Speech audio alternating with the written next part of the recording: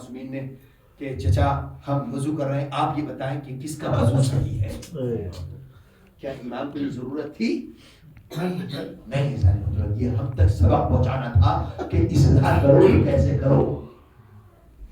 جب امام نے وضو کیا تو وہ بزرگ شرمندگی کے ساتھ زمین پر بیٹھ گیا، بیٹھ کے کہا شہزادوں بڑا شکر گزار ہوں، اللہ خوب جانتا تھا کہ نبوت کس گھرانے میں رکھنی ہے، میرا وضو غلط تھا، آپ کا وضو صحیح ہے، آپ نے میری اصلاح کی، اللہ آپ کی مزید اضافہ کرنا۔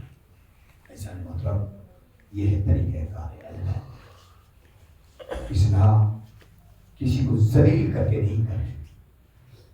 اگر کوئی جوان نماز غلط پڑھ رہا ہے تو ساری مسجد میں اس کو ذلیل نہ کرو، اسے اکیلے میں بلاؤ، تنہائی میں بلاؤ، بلا کر بٹھاؤ، سمجھاؤ، پیار محبت کی باتیں کرو، پھر اسے بتاؤ کہ بیٹا یہ نہیں، یہ ایسے نہیں، ایسے۔ اگر اس طرح سے اصلاح ہوگی تو ہمارے نوجوان ہمارے علماء کے پاس، ہمارے بزرگوں کے پاس جانے سے کترائیں گے نہیں، شرمنداری ہوں گے اور صحیح دین پہنچے گا۔ دین کا مطلب صرف ماتم کرنا نہیں ہے، دین کا مطلب صرف عزاداری نہیں ہے، دین کا مطلب صرف فرش عزا بچھانا نہیں ہے۔ آپ کیا سمجھتے ہیں کہ آپ کی وجہ سے فرش عزا ہے؟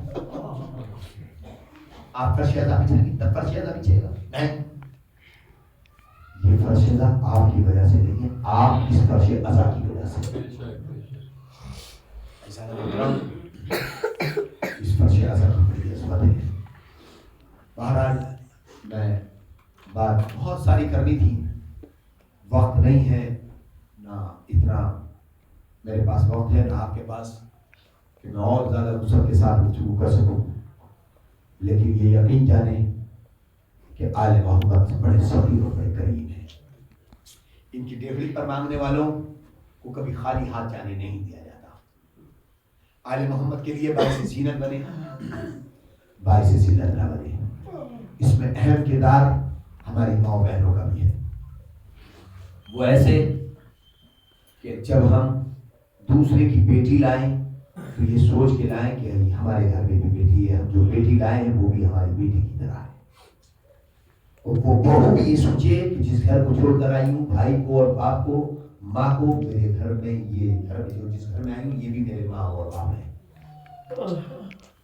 ہم آج یہ سوچتے ہیں کہ اگر ہمارا داماد سسرال میں ہماری بیٹی کا ساتھ دے رہا ہے اور مدد کر رہا ہے کچن میں یا دوسرے امور میں تو ہمارا داماد بہت اچھا ہے۔ اگر ہمارا بیٹا ہماری بہو کے ساتھ کام کر رہا ہے اور محنت کر رہا ہے تو اس کا مطلب یہ کہ بیٹا غلام بن گیا نہیں ہے۔ صاحب مطلب جس نظریے اور جس زاویے سے آپ بیٹی کے اپنے داماد کو دیکھ رہے ہو، اسی زاویے سے بیٹے کو بھی دیکھو۔ جو بیٹی آئی ہے وہ بھی آپ کی بیٹی ہے، جو گئی ہے وہ بھی بیٹی ہے۔ معاشرے میں نے جملہ نظر کیا تھا کہ دین اگر مرد تک ہوگا تو دین ٹیکوری تک پہنچے گا، اور یہ مائیں بہنیں ہماری نسلوں کی ضمانت ہے۔ اپنی بچیوں کو پڑھائیں، بچوں کو پڑھائیں۔ اور ایک بات اور میں اپنی ماں بہنوں سے یہاں گزارش کر رہا ہوں کہ بچوں کو، اپنے بچوں کو زیور سے آراستہ کریں، چاہے فاقہ رکھیں، بھوکے رہیں، قرض لیں، ادھار لیں، گھر بیچیں، کام کریں، محنت کریں، لیکن بچوں کو پڑھائیں۔ اور اگر بچہ کوتاہی کرے تو اس کے اوپر سختی کریں۔ سختی اس لیے کریں کہ آج کی سختی کل کو ان کے لیے راحت بن جائے۔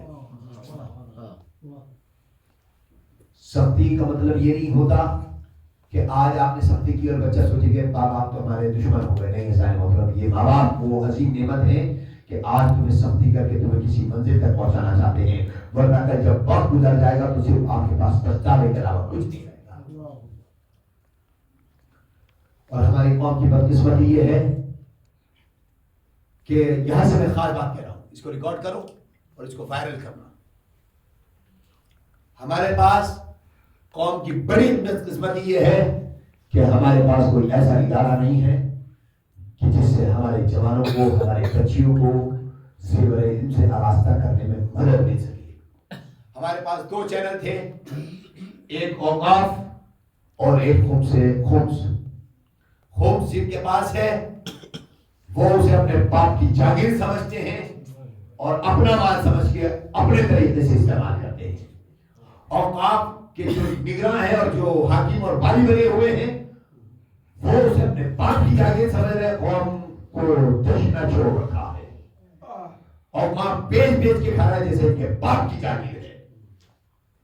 اور یہ یقین جانے اوقاف بیچ کے کھانے والوں پر خدا کی کل بھی لعنت تھی، آج بھی لعنت ہے.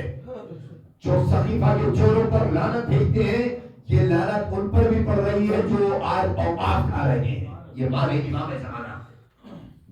اور اگر خمس کا اور اوقاف کا صحیح استعمال ہو گیا ہوتا تو آج ہمارے پاس ایک یونیورسٹی نہیں 72 یونیورسٹی ہندوستان میں ہوتی. افسوس اس بات کا ہے کہ ہمارے پاس ایک میڈیکل کالج نہیں ہے، ایک یونیورسٹی نہیں ہے. ہندوستان کی جو پسماندہ سے پسماندہ مینورٹی در مینورٹی جو قومیں ہیں ان کے پاس اپنے میڈیکل کالج ہیں، اپنے اسکول ہیں، اپنی یونیورسٹیز ہیں.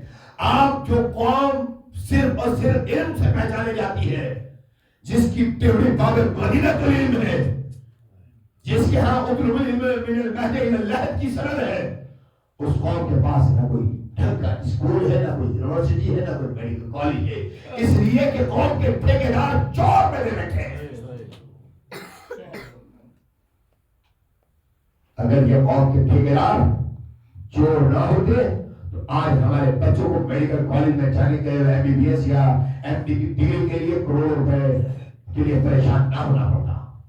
آج MBBS کا مطلب یہ ہے کہ 1 کروڑ روپے کس کے پاس رکھے گا؟ ان کے پاس 1 کروڑ روپے. اگر کوئی ایک جس کے پاس 1 کروڑ روپے ہوں گے اسے پھر کسی کی ضرورت نہیں، وہ کسی بھی میڈیکل کالج میں جا کے ایڈمیشن کرا سکتا ہے. کوئی بھی بچہ نیٹ کلیئر کر کے میڈیکل کالج میں جا سکتا ہے. لیکن 1 کروڑ روپے بگ اماؤنٹ. لیکن ایسا محترم بڑے افسوس کے ساتھ کہنا پڑ رہا ہے. اور یہ حقیقت جانے میرا کسی سے نہ کوئی ڈائری منسوب ہے، نہ میرے کسی سے تعلقات خراب ہے، نہ میرے کسی سے تعلقات بہت اچھے ہیں. میں بات وہی کرتا ہوں جو حق ہے. ورنہ یہاں یہ مجموعہ بیٹھا ہوا کوئی ایک آدمی اٹھ کے مولوی صاحب تو پورے ہندوستان گھوم کے یہ بتا دیں کہ قبلہ آپ کو نہیں معلوم فلاں جگہ یونیورسٹی ہے، شیعہ یونیورسٹی، بتائیں کوئی یونیورسٹی ہو تو. آج سے خلاف بولنا بند کر دوں گا. اوقاف بول رہا ہے، اوقاف جو لوگ ہیں ایک یونیورسٹی بتا دیں، کرناٹک میں بتا دیں، آندھرا میں بتا دیں، UP میں بتا دیں، بہار میں بتا دیں، بنگلہ میں بتا دیں، کسی کشمیر میں بتا دیں، کسی صوبے میں بتا دیں. میں نے بھی پورے ہندوستان کا ایک صوبہ، ایک گاؤں، ایک ضلع، ایک شہر گھوما ہے. بتاؤ کوئی ایک شہر، کوئی ایک یونیورسٹی بتائے کہ شیعہ یونیورسٹی فلاں مولانا نے فلاں صاحب نے تعمیر کرائی ہے. صرف قوم کے نام پہ لوٹا گیا ہے. قوم کو اپنے باپ کی جاگیر سمجھا گیا ہے. آج ہماری قوم پیچھے اس لیے ہو رہی ہے کہ اس کے پاس کوئی ادارہ نہیں ہے. آج اگر ہمارے پاس یونیورسٹی ہوتی تو شیعہ یونیورسٹی کو میں اتنا فیصلہ ہوتا کہ ریزرویشن ہے 25%، 50%، 100%. کرسچن جتنے اسکول ہیں، بدھسٹ جتنے اسکول ہیں، JNU کے جتنے اسکول ہیں، سب میں ریزرویشن ہے نا. ان کی قوم کیوں آگے بڑھ رہی ہے؟ کیونکہ ان کے پاس اپنے علمی اور دینی اور مذہبی اداروں کے ساتھ ساتھ دنیاوی ادارے موجود ہیں. انہیں کسی کے آگے ہاتھ پھیلانے کی ضرورت نہیں ہے. اور دنیا میں اگر آگے بڑھنا ہے تو علم کا دامن پکڑنا پڑے گا. اگر علم ہوگا تو دنیا کے بڑے بڑے ستم کروں کے سامنے آپ آنکھوں میں آنکھیں ڈال کے کہہ سکتے ہیں کہ ہم علی والے ہیں. اگر علم نہیں ہوگا تو آپ کتنے ہی باب علم کے بھکاری ہوں دنیا کے سامنے ہاتھ پھیلا کے کھڑے رہیں گے. اور حق مانگنے سے نہیں ملتا، چھینا جاتا.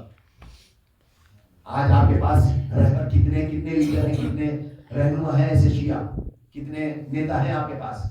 کوئی ہے جو آپ کی بات سنسد تک بات پہنچا دے؟ صرف آپ کے نام پر وہاں تک پہنچنا ہے بس. نام نہاد میں نام کسی کا نہیں لوں گا. اور وہ ایسے لوگ ہے بھی نہیں جن کا نام اس عظیم منبر سے لے لیا جائے. اتنے نجیس ہیں. کیا کہنا بولا نا. سبحان اللہ. سیاست کی گدی پہ بیٹھ کر پوجا کرنے والے افراد اس لائق نہیں ان کا اس بات منبر سے تذکرہ کیا جائے. انہوں نے زندگی بھر حکومتوں کے تلے چاٹے اور جب کرسی چلی گئی تو بھیک منگوں کی طرح ٹہلتے پھر رہے. یہ سزا ہے انہیں. اگر وہ چاہتے کیبنٹ منسٹر رہے, سنسد میں رہے, اس کے باوجود بھی انہوں نے قوم کے لیے کچھ نہیں کیا. ایسا نہیں تھا کہ ہماری قوم میں لیڈر نہیں تھے, لیڈر بھی تھے. ہماری قوم نے لیڈر بنائے.